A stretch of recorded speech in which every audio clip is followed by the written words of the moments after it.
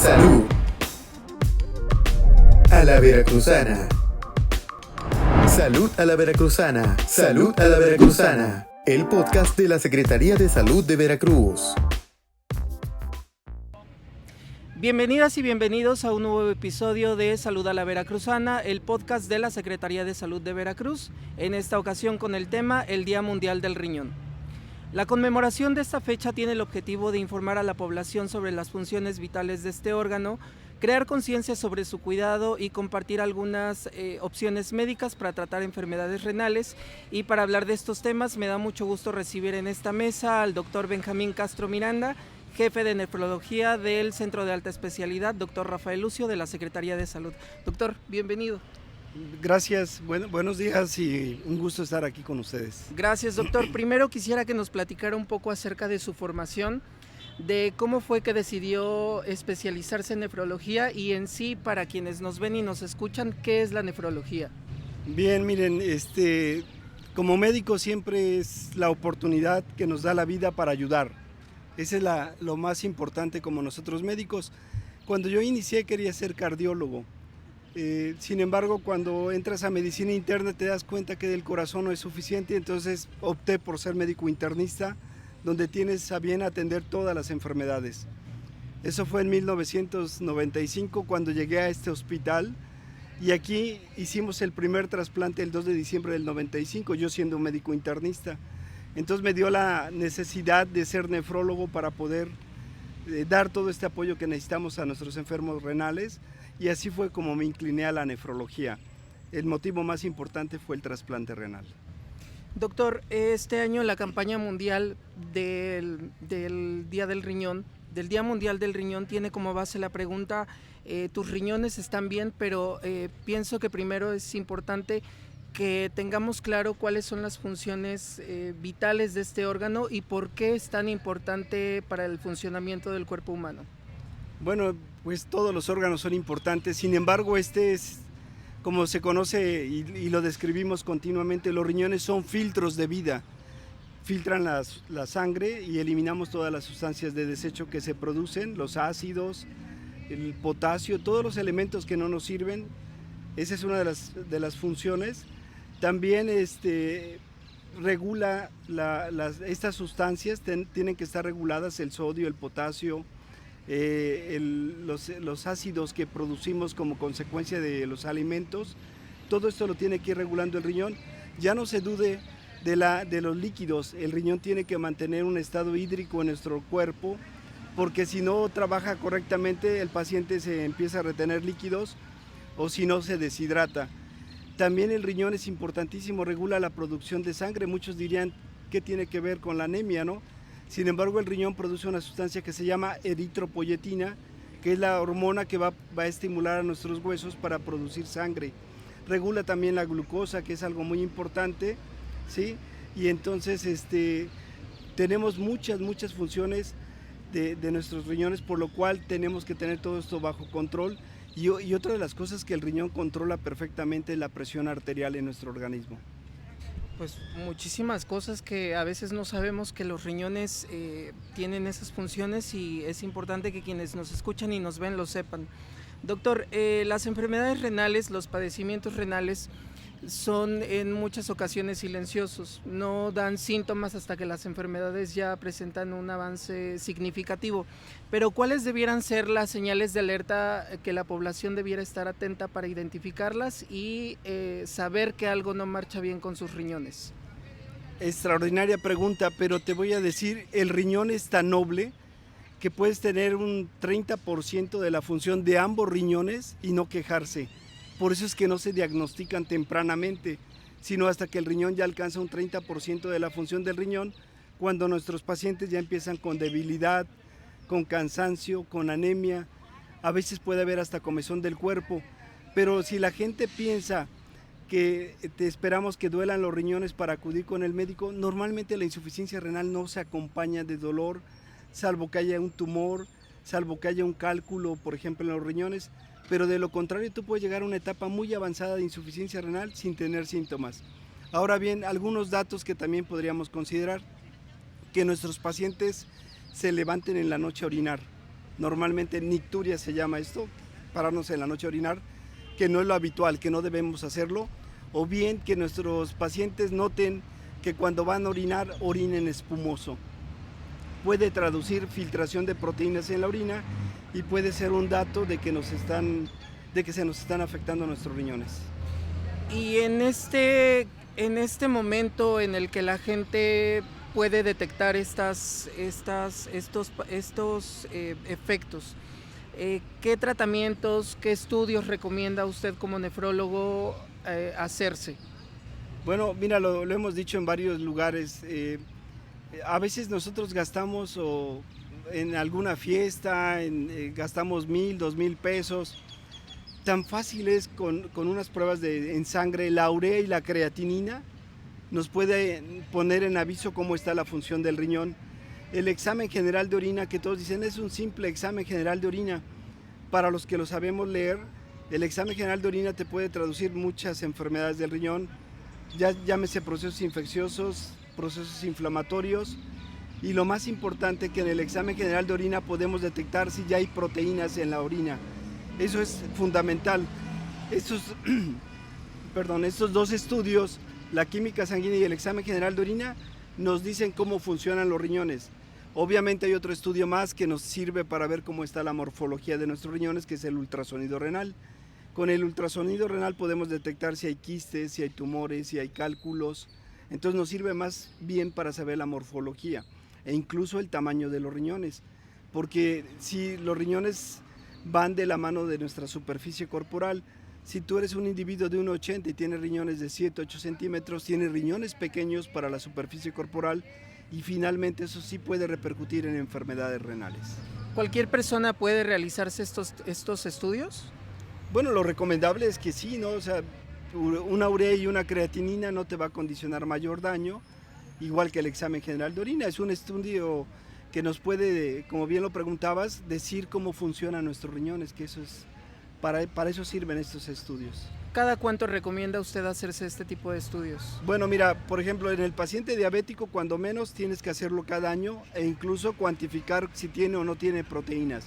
En la población en general, si tú eres un individuo sano, que no tengas factores de riesgo, diabetes, hipertensión, obesidad, dislipidemia, tabaquismo, pues sí, háztelo una vez al año cuando menos, ¿no? La población en general puede hacérselo cada 5 años si eres totalmente sano, como una pesquisa de un seguimiento. Pero si tienes estas enfermedades que yo te acabo de mencionar, por lo menos una vez al año háztelo. Y bueno, la recomendación, hay cosas que no podemos quitar, pero el tabaquismo es causa de enfermedad renal y la recomendación sí sería suspenderlo. Muy bien. Doctor, ¿hay factores genéticos que pudieran determinar a las personas a desarrollar algún padecimiento renal en el futuro? Sí, sin duda. Hay enfermedades, de hecho, que conocemos como autosómicas dominantes.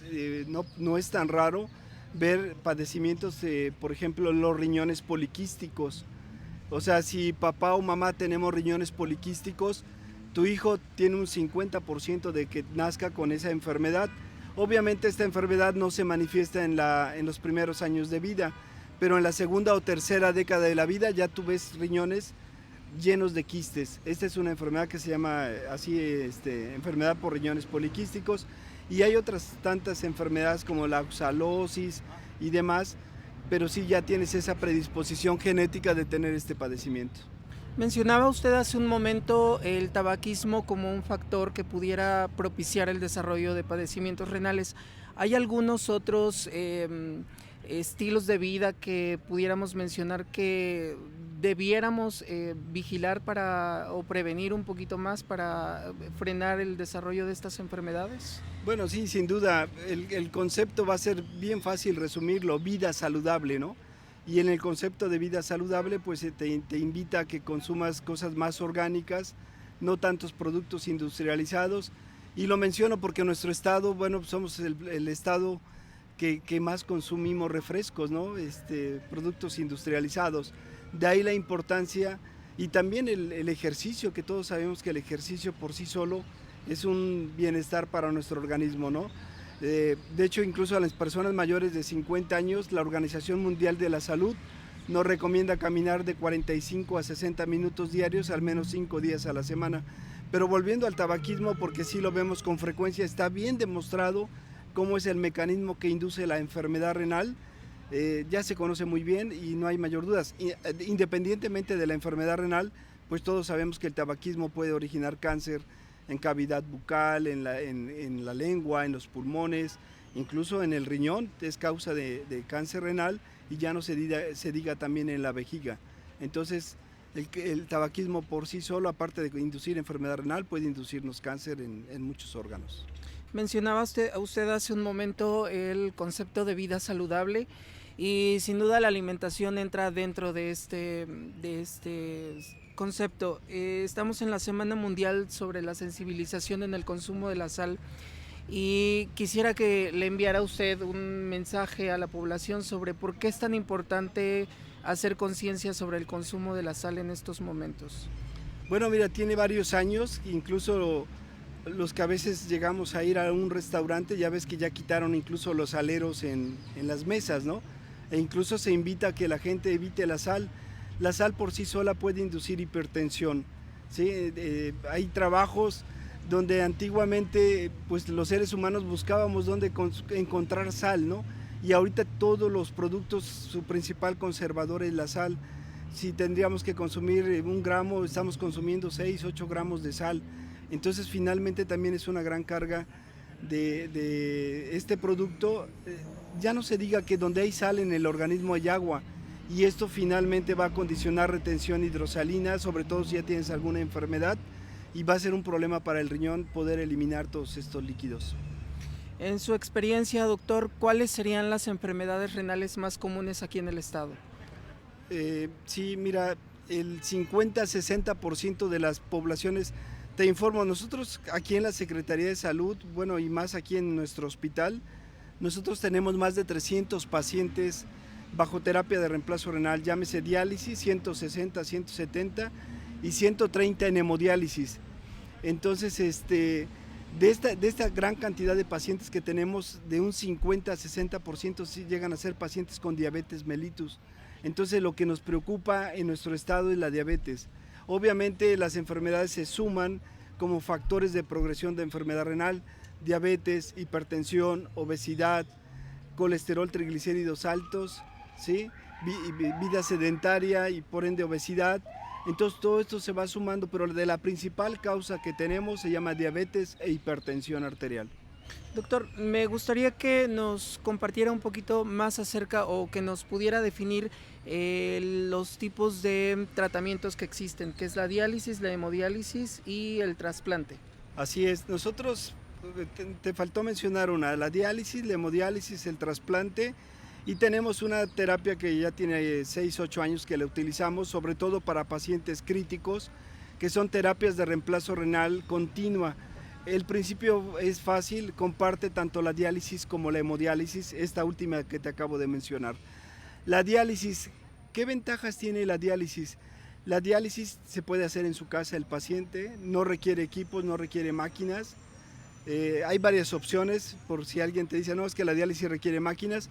Hay una máquina automatizada que el paciente se puede conectar y se dializa mientras él duerme.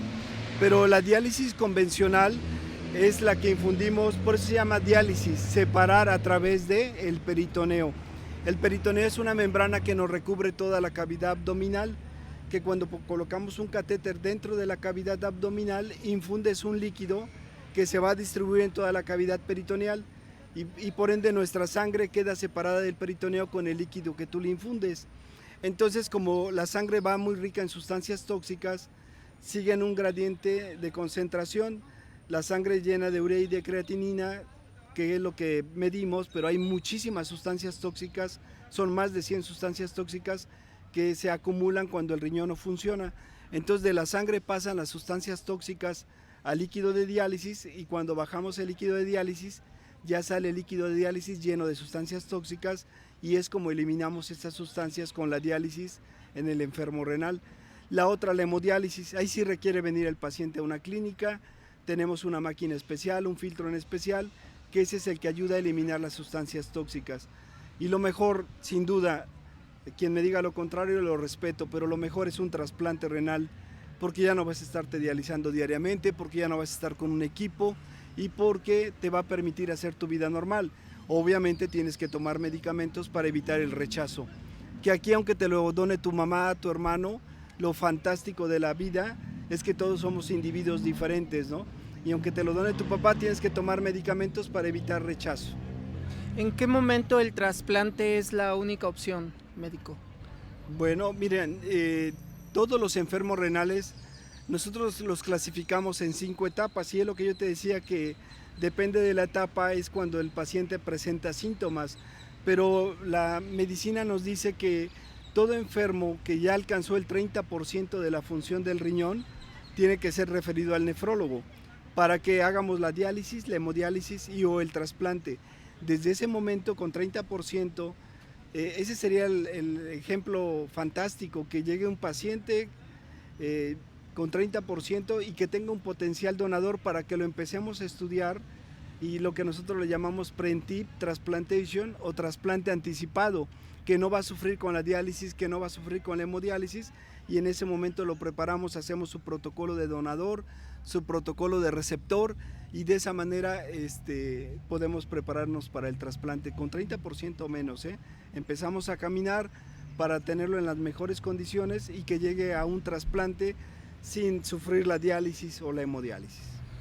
El Centro de Alta Especialidad de la Secretaría de Salud cuenta con un programa de trasplante de riñón. ¿Me puede hablar un poquito acerca de la historia, de en qué año inició este proyecto y cómo ha sido la evolución del mismo? Hijo, aquí me viene la nostalgia, ¿no? Porque estoy por cumplir 30 años, el 31 de este mes, 30 años de tener la dicha de estar en este hospital, donde tuve a bien realizar toda mi labor profesional y sobre todo mi crecimiento profesional. El primer trasplante lo hicimos, el primer trasplante exitoso lo hicimos el 2 de diciembre de 1995. Jorge le donó su mamá y ahí empezamos con el programa de trasplante. Tuve la dicha de llegar en ese momento. En el 98 me fui al Instituto Nacional de Cardiología, el doctor Ignacio Chávez, y llegando en el 2001 mi objetivo fue hacer el primer trasplante de donador cadáver, el cual logramos el 21 de diciembre del 2001. Y te comento, fuimos el hospital que hizo el primer trasplante renal de donador cadáver o fallecido en el estado de Veracruz. Y de ahí para acá pues son múltiples las historias, la última que acabamos de dar de alta el día de ayer, y en total llevamos 159 trasplantes realizados. 2 o 3 pacientes nos han fallado, pero te puedo decir que el 97-98% exitoso. Y doctor, me gustaría para finalizar que le enviara usted un mensaje a todos los que nos ven a través de nuestras plataformas para que hagan conciencia, el último llamado de esta grabación. Bueno, mira, como yo siempre he mencionado la Biblia del nefrólogo, ¿no?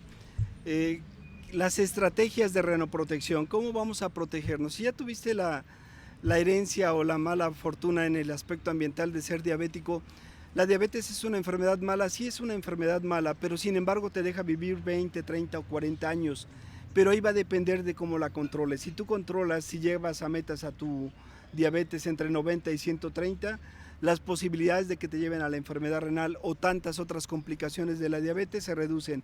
Si tú controlas tu presión arterial, llevando tu vida saludable, evitando la sal y tomando correctamente tus medicamentos, la progresión a enfermedad renal también la estás reduciendo. Ahora, si tenemos el físico de tener sobrepeso, pues ponernos a caminar, reducir la comida, intentar llevar el gasto energético lo mejor posible, y de esa manera podemos, mencioné ya el tabaquismo, reducir la sal, caminar, que es lo más importante, ¿no? Si tenemos anemia, corregirla también, que es un factor de progresión de enfermedad renal. Y en fin, pues evitar también, a veces se nos olvida los medicamentos, los antiinflamatorios, los que se venden en cualquier farmacia, que me duele la rodilla, pues me tomo algún antiinflamatorio, por no dar nombres, ¿verdad? Pero también estos son fármacos que pueden llevarnos a enfermedades renales. Igual algunos antibióticos de uso intramuscular. Si no conocemos la función renal, debemos evitar estos fármacos porque podemos dañar más nuestros riñones. Pues, doctor, le agradezco muchísimo su participación en este espacio a través del cual buscamos hacer llegar a la población información de calidad para la prevención y el cuidado de enfermedades, y contar con expertos como usted sin duda que fortalece la conversación. Gracias, y gracias a ustedes por acompañarnos en este episodio. Les recordamos que pueden seguirnos a través de nuestras redes sociales y plataformas digitales. Por allá nos saludamos. Hasta la próxima. Por amor a Veracruz. Gobierno del Estado.